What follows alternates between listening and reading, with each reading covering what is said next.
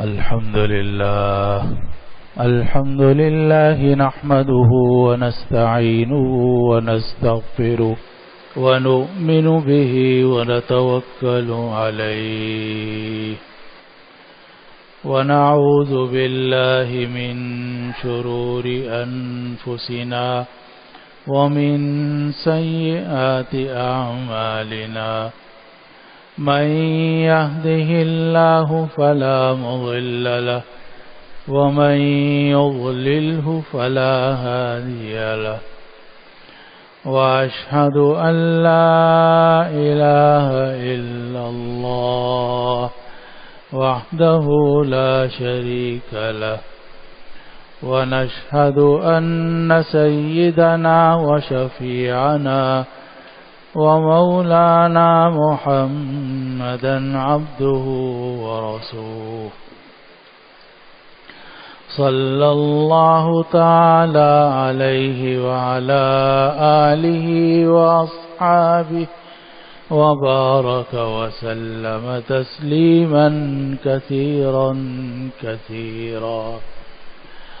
أما بعد فأعوذ بالله من الشيطان الرجيم بسم الله الرحمن الرحيم حميم والكتاب المبين إنا أنزلناه في ليلة مباركة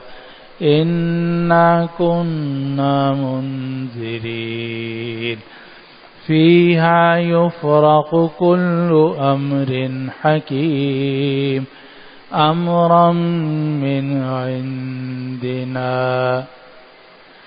آمنت بالله صدق الله العظيم. بزرگان محترم، شعبان کا مہینہ بہت تیزی سے گزر رہا ہے. آج شعبان کی 10 تاریخ ہے. رمضان المبارک کی آمد میں اب صرف 20 دن باقی ہیں، 19 دن باقی ہیں،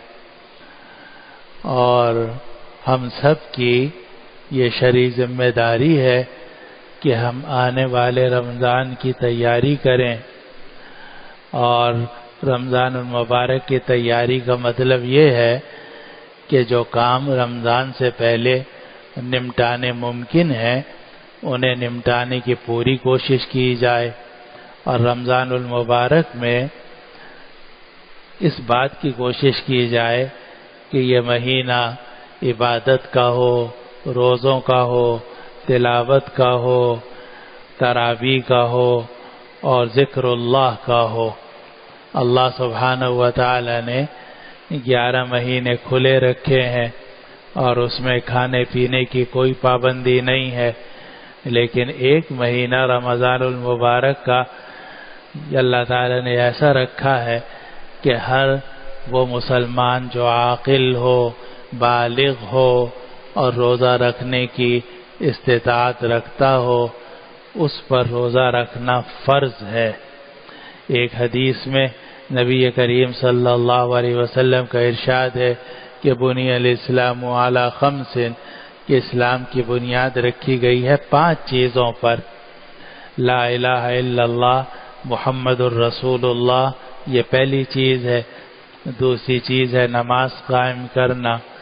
تیسری چیز ہے زکوٰۃ ادا کرنا. اور چوتھی چیز ہے رمضان کے روزے رکھنا.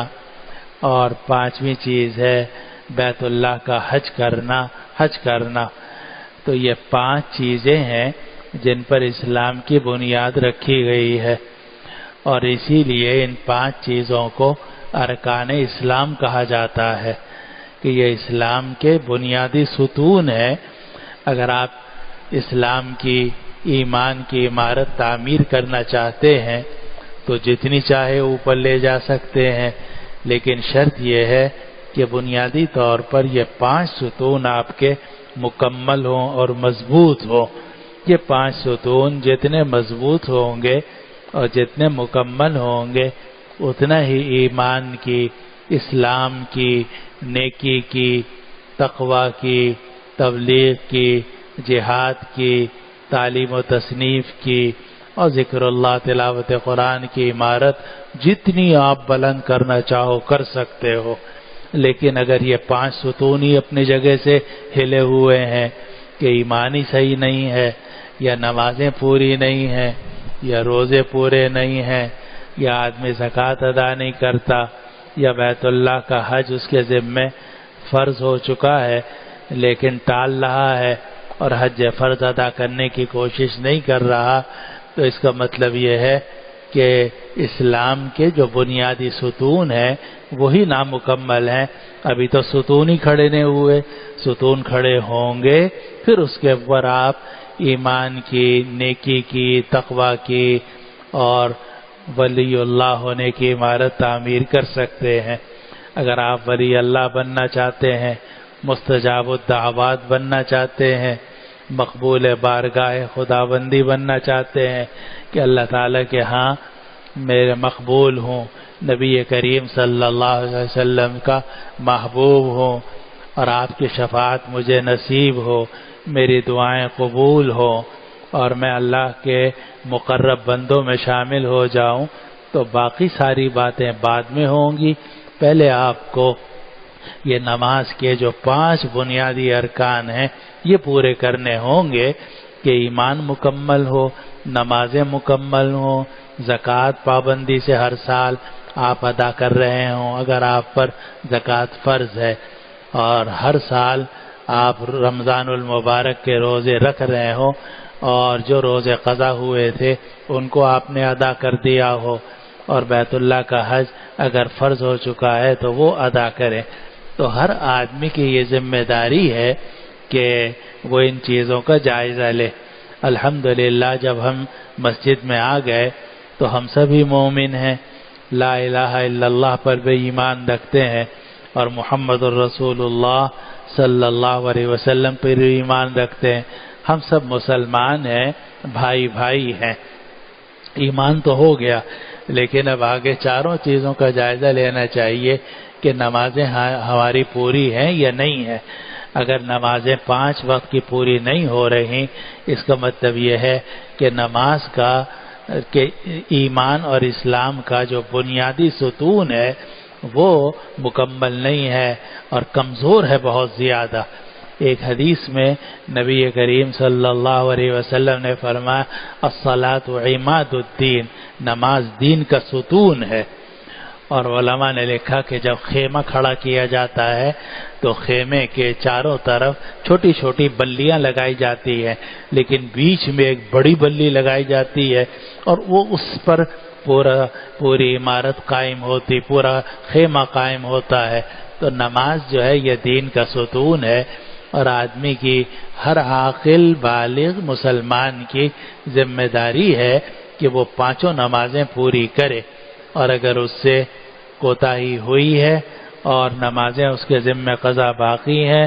تو اس کو محفوظ کرے، اندازہ کرے کہ میں نے جب سے میں بالغ ہوا ہوں اس وقت سے آج تک فرض کیجئے کہ 25 سال میرے گزر گئے ہیں، اب میں نے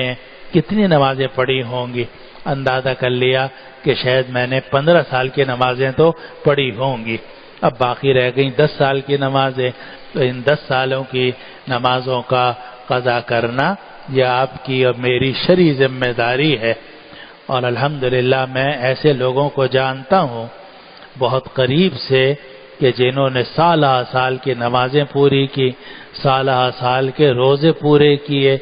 زکوٰۃ صحیح طریقے سے ادا کرنی شروع کی۔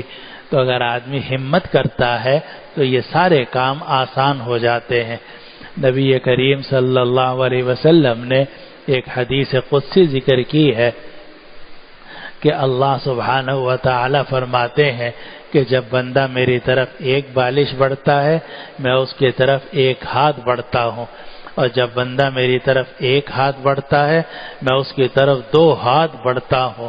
اور جب بندہ میری طرف آہستہ آہستہ چل کر آتا ہے میں دوڑ کے اس کی طرف جاتا ہوں۔ تو اگر آدمی تھوڑی سی ہمت کرے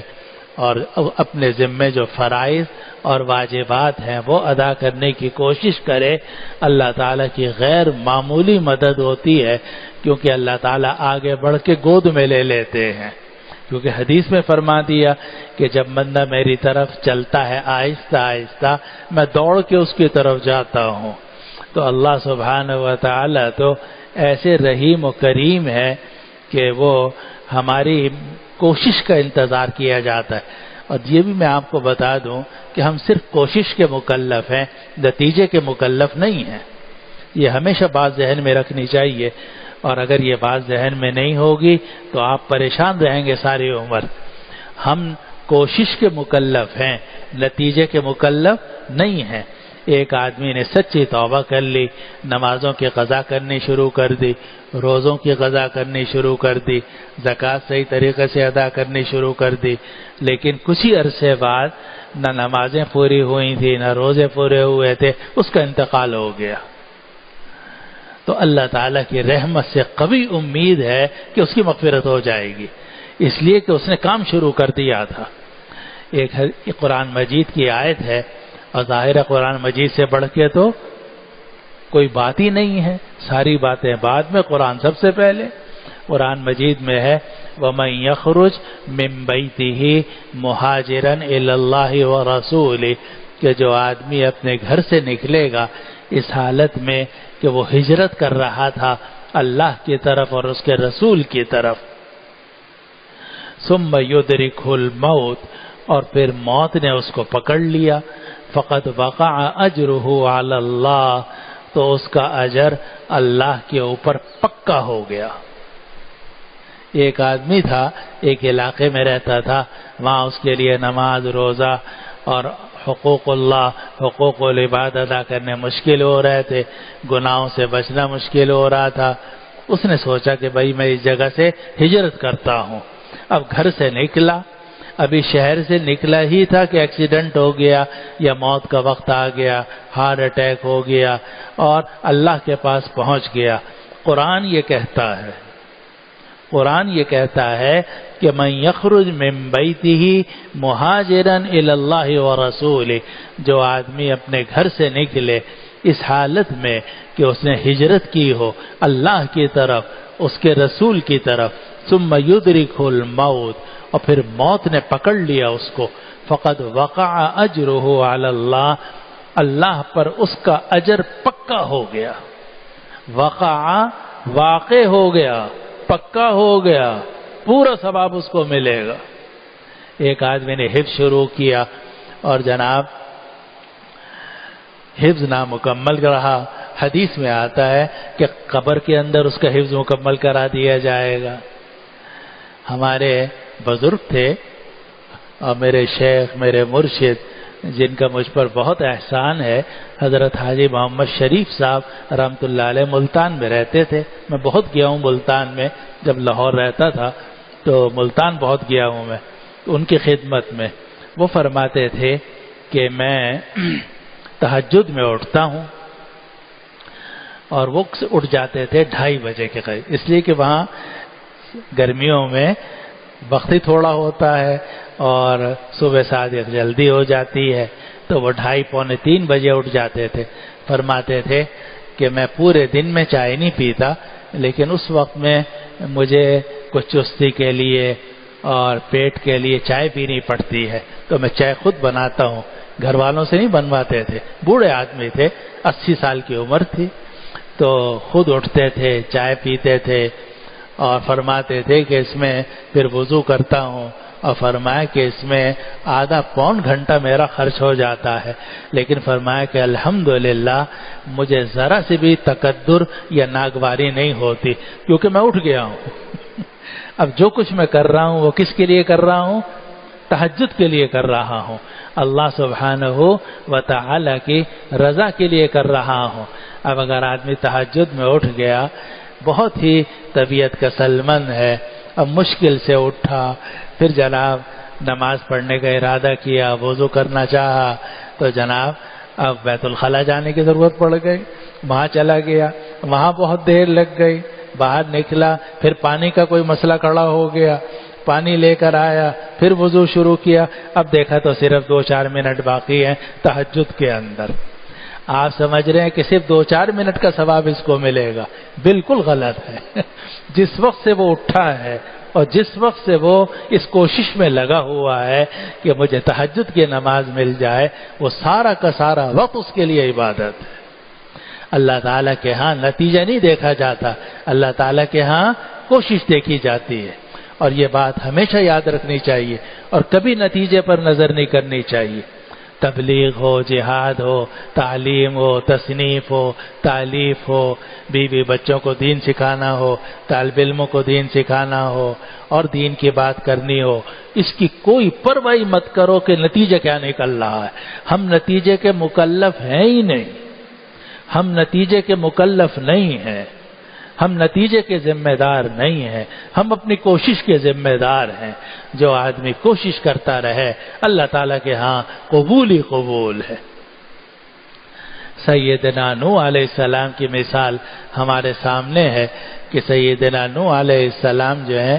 انہوں نے 950 سال تبلیغ کی اپنی قوم کے اندر، اور یہ بات بھی قرآن مجید میں ہے۔ قرآن مجید کا انکار کیسے کریں گے؟ تو قرآن مجید میں ہے کہ فَلَبِثَ فِيهِمْ أَلْفَ سَنَةٍ إِلَّا 50 عَامًا، 950 سال وہ اپنے قوم کے اندر تبلیغ کرتے رہے۔ لیکن قرآن مجید کی سورہ ہود کے اندر یہ بات بھی ہے کہ وَمَا آمَنَ مَعَهُ إِلَّا قَلِيلٌ، بہت تھوڑے لوگ مسلمان ہوئے۔ 950 سال انہوں نے عبادت کی، تبلیغ کی، دعوت کا کام کیا، لیکن قرآن یہ کہتا ہے کہ وَمَا آمَنَ مَعَهُ إِلَّا قَلِيلٌ،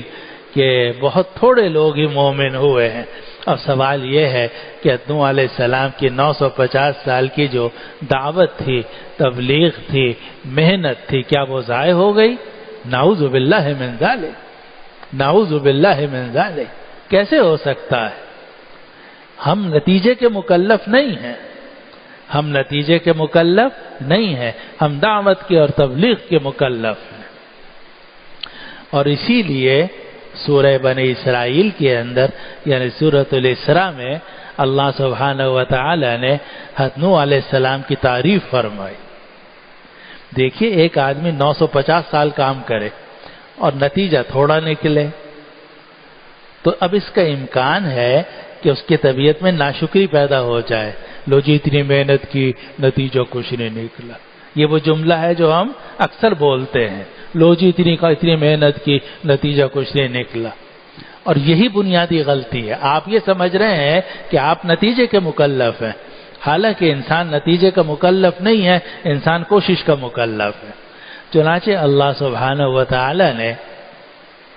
حضرت نوح علیہ السلام کی تعریف کی اور فرمایا کہ انہو کان عبدا شکورا، انہو کان عبدا شکورا۔ شکور کہتے ہیں اس بندے کو جو اللہ تعالیٰ کا بہت ہی شکر کرنے والا ہو۔ 950 سال تبلیغ کی قرآن کہتا ہے، اور قرآن یہ بھی کہتا ہے کہ ان کے ہاتھ پر مومن ہونے والے بہت تھوڑے تھے، ما آمن معہ الا قلیل۔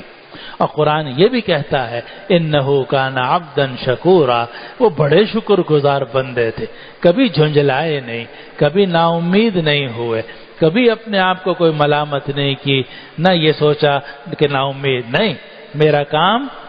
اپنا کام ہے، میں کرتا رہوں گا۔ من شاء فلیؤمن ومن شاء فلیکفر انا اعتدنا للظالمین نارا۔ قرآن نے کہا جو چاہے ایمان لائے، جو چاہے کفر کرے، ہم نے کافروں اور ظالموں کے لیے آگ تیار کر کے رکھی ہے۔ نبی کا کام اور داعی کا کام اور دین کی محنت کرنے والے کا کام کوشش کرنا ہوتا ہے، نرمی سے، حکمت سے، موعظہ حسنہ سے، اچھے طریقے سے بات کرو اور کرتے رہو، ساری عمر کرتے رہو۔ کوئی مانتا ہے مانے، اس کو فائدہ ہوگا، اور نہ مانتا نہ مانے، آپ کا کوئی نقصان نہیں، کیونکہ ہر شخص اپنے عمل کا خود ذمہ دار ہے۔ لا تزر وازرۃ وزر اخرى، کوئی بوجھ اٹھانے والا دوسروں کا بوجھ نہیں اٹھائے گا، ہر آدمی اپنے عمل کا خود ذمہ دار ہے۔ تو اصل جو چیز ہے وہ ہے محنت، اور کوشش، اس لیے آدمی کو کوشش کرنی چاہیے اور کبھی بھی نتیجے پر غور نہیں کرنا چاہیے۔ ایک آدمی ساری عمر اپنی بیوی کو سمجھاتا رہا، بچوں کو سمجھاتا رہا، اپنے ملازموں کو سمجھاتا رہا، اپنے شاگردوں کو سمجھاتا رہا، اب کسی نے بات مانی کسی نے نہیں مانی، یا کم لوگوں نے مانی زیادہ نے نہیں مانی، اس آدمی کا کوئی نقصان نہیں، اس لیے کہ اس نے اپنی طرف سے کوشش کر لی، اور ہر آدمی صرف کوشش کا مکلف ہے، نتیجے کا مکلف نہیں ہے۔ تو میرے دوستو بزرگوں، بات یہاں سے چل پڑی تھی کہ کوشش ضروری ہے کہ ہمارے ارکان اسلام پورے ہوں، ہماری نمازیں پوری ہوں، ہمارے روزے پورے ہوں، ہماری زکوٰۃ صحیح طریقے سے ہر سال 2.5% ادا ہوتی ہو،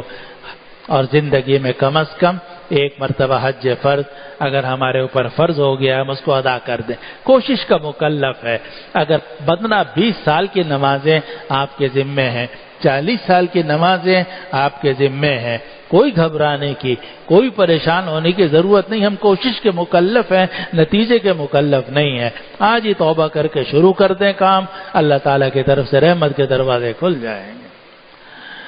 اسی کوشش کی ضرورت ہے رمضان کی تیاری کے لیے بھی، کہ آدمی رمضان کا پہلے سے اہتمام کرے، جس طرح نبی کریم صلی اللہ علیہ وسلم جب رجب کا چاند دیکھتے تھے تو یہ دعا مانگتے تھے کہ یا اللہ ہمارے لیے رجب اور شعبان میں برکت عطا فرما اور ہمیں رمضان تک پہنچا دے۔ تو ہماری لیے بھی ضروری ہے کہ ہم رجب اور شعبان میں دعا کرتے رہیں کہ یا اللہ رجب اور شعبان میں برکت عطا فرما اور ہمیں رمضان تک پہنچا دے، اور رمضان کے انوار و برکات سے ہمیں مالا مال فرما دے، رحمتوں سے مالا مال فرما دے۔ اس کے لیے کوشش یہ ہے کہ آدمی اپنے وقت کو فارغ کرنے کی کوشش کرے۔ میں ایسے دوستوں کو بھی جانتا ہوں کہ جو پورے سال اپنے ملازمت سے چھٹی نہیں لیتے اور پوری ایمانداری دیانتداری سے کام کرتے،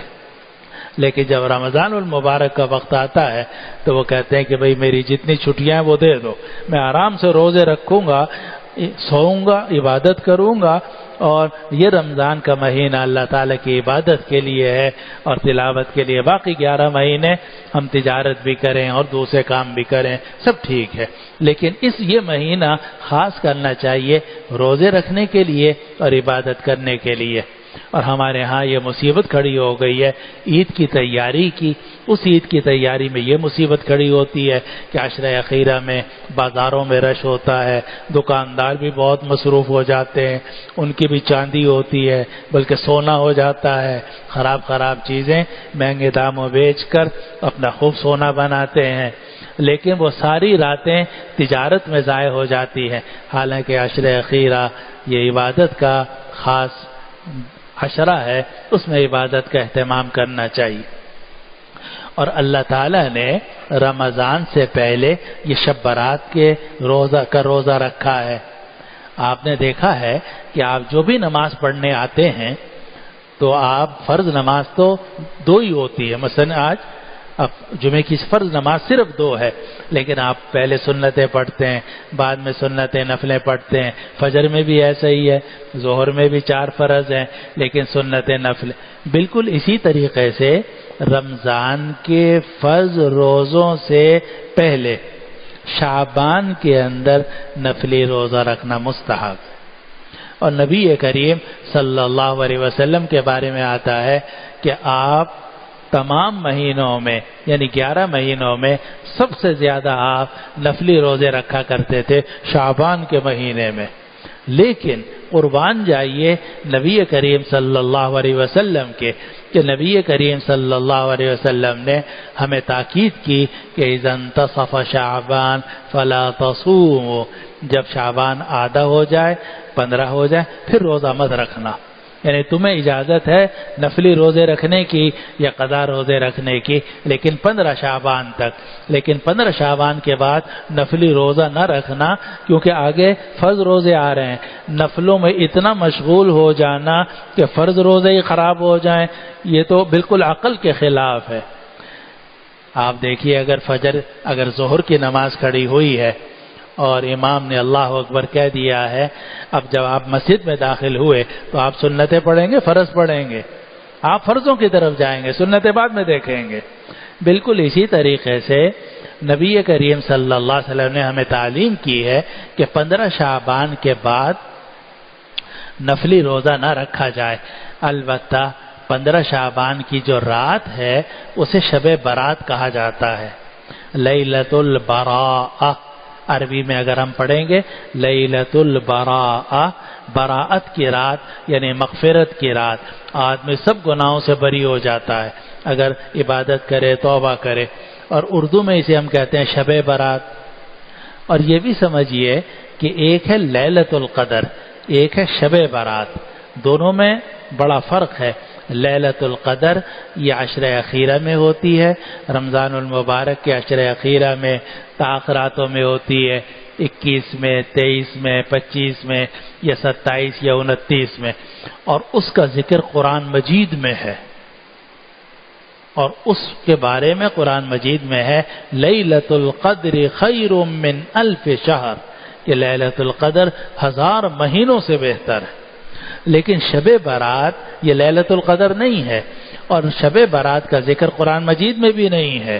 بلکہ شب برات جو ہے احادیث سے ثابت ہے۔ اسی لیے اگر کوئی آدمی شب قدر کا انکار کرے گا مسلمان ہی نہیں رہ سکتا لیلۃ القدر کا، اس لیے کہ پوری سورت نازل ہوئی ہے انا انزلناہ فی لیلۃ القدر وما ادراک ما لیلۃ القدر لیلۃ القدر خیر من الف شہر۔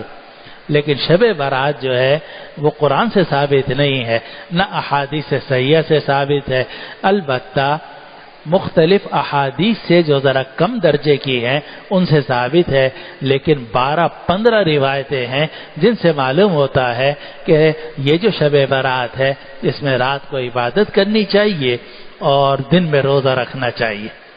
اور ایک حدیث میں آتا ہے کہ جب شعبان کی نصف کی رات ہوتی ہے یعنی 15ویں شعبان کی رات، تو فرمایا کہ قوموا لیلہا وصوموا نہارہا، رات کو قیام کیا کرو یعنی اللہ تعالیٰ کی عبادت کیا کرو، اور اگر دن میں موقع ہو تو نفل روزہ رکھ لو۔ اور یہ بھی حدیث میں آتا ہے کہ ہر رات میں اللہ سبحانہ وتعالی رات کے 1/3 حصے کے بعد آسمان دنیا پر نزول فرماتے ہیں اور یہ اعلان کرتے ہیں ہے کوئی معافی مانگنے والا جس کی میں مغفرت کروں، ہے کوئی رزق مانگنے والا جس کو میں رزق دوں، ہے کوئی آدمی جو مبتلا ہو اور جسے میں عافیت دوں۔ یہ تو ہر رات ہوتا ہے، ہر رات جب تہجد کے وقت میں اللہ تعالیٰ خود اعلان کرتے ہیں ہے کوئی معافی مانگنے والا جس کو معاف کروں، ہے کوئی مبتلا جس کو میں عافیت دوں، ہے کوئی رزق مانگنے والا جس کو رزق دوں۔ لیکن 15ویں شعبان کو سورج غروب ہوتے ہی، مغرب کی نماز کے فوراً بعد، بلکہ سورج غروب ہوتے ہی مغرب کے وقت سے ہی اللہ تعالیٰ اعلان شروع کر دیتے ہیں ہے کوئی معافی مانگنے والا جس کو میں معاف کروں، ہے کوئی رزق مانگنے والا جس کو میں رزق دوں، ہے کوئی مبتلا مصیبت میں پریشانی میں جس کو میں عافیت دوں۔ اس لیے میرے دوستو اور بزرگوں اس 15ویں شعبان کا اہتمام کرنا چاہیے۔ آج 10 شعبان ہے تو اب یہ 14 شعبان ہوگی منگل کے دن، اور منگل اور بدھ کے درمیان کی جو رات ہے وہ شب برات ہے اس مرتبہ۔ منگل کا دن 14ویں ہے اور بدھ کا دن 15ویں شعبان ہے، تو 15ویں کی جو رات ہے رات پہلے ہوتی ہے اور دن بعد میں آتا ہے۔ تو جب منگل کا دن آپ گزار لیں گے اور بدھ کی مغرب شروع ہو جائے گی، اس وقت سے ہی شب برات شروع ہو جائے گی، اور اللہ سبحانہ وتعالی آپ کو توفیق عطا فرمائے، مجھے بھی توفیق عطا فرمائے کہ ہم اس رات کو ضائع نہ کریں، بلکہ اس میں تلاوت، ذکر اللہ اور عبادت کا اہتمام کیا جائے۔ اور ایک اہم بات مردوں کے لیے یہ ہے کہ انہیں اس بات کا اہتمام کرنا چاہیے کہ وہ مغرب اور عشاء کی نماز اور فجر کی نماز، منگل کے دن مغرب اور عشاء اور بدھ کے دن فجر کی نماز خاص طور پر مسجد میں باجماعت ادا کریں، کیونکہ حدیث میں آتا ہے کہ اگر کوئی آدمی عشاء کی نماز جماعت سے مسجد میں ادا کرے تو ایسا ہے جیسے اس نے آدھی رات عبادت کی، اور اگر وہ فجر کی نماز بھی جماعت سے پڑھ لے تو ایسا ہے جیسے ساری رات اس نے عبادت کی۔ تو ایک آسان طریقہ یہ ہے کہ آدمی عشاء کی نماز بھی جماعت سے پڑھے، مغرب اور عشاء بھی منگل کے دن گزار کے، اور پھر 15ویں کی صبح فجر کی جو ہے وہ بھی جماعت سے نماز ادا کرے، جماعت سے فرض نماز ادا کرے۔ تو میرے دوستوں اور ساتھیوں، اس کی قدر کیجئے شب برات کی، اور اپنی طرف سے عبادت کا اہتمام کرنا چاہیے۔ ایک مرتبہ نبی کریم صلی اللہ علیہ وسلم 15ویں شعبان کی رات میں یعنی شب برات میں قبرستان بھی تشریف لے گئے ہیں، لیکن پوری زندگی میں ایک مرتبہ، اور بالکل اکیلے گئے ہیں۔ آپ نے کوئی بس کر کے یا جناب صحابہ کو جمع کر کے آپ نہیں گئے، چپکے سے آپ اٹھے، آپ روانہ ہوئے۔ حضرت عائشہ رضی اللہ عنہا نے سوچا پتہ نہیں کہاں جا رہے ہیں، رات کا وقت ہے، تو ساتھ ساتھ پیچھے کپڑے وپڑے اوڑھ کے اپنے پیچھے چل پڑیں۔ دیکھا کہ بقیع تشریف لے گئے اور وہاں جا کر قبروں پر دعا کی، پھر واپس آ گئے۔ عمر بھر میں ایک مرتبہ آپ سے یہ عمل ثابت ہے، وہ بھی تنہائی میں، وہ بھی بالکل اکیلے، جبکہ کوئی اور صحابی آپ کے ساتھ نہیں تھا۔ تو اگر آدمی زندگی میں ایک مرتبہ یہ بھی عمل کر لے خاموشی کے ساتھ، تنہائی کے میں، اس میں بھی کوئی حرج نہیں ہے، اتباع سنت ہے۔ اللہ سبحانہ و تعالی ہمیں رمضان کی تیاری کی توفیق عطا فرمائے، اور شب برات کی جو خیر و برکت ہے وہ بھی ہم سب کو نصیب فرمائے۔ وآخر دعوانا ان الحمد للہ رب العالمین۔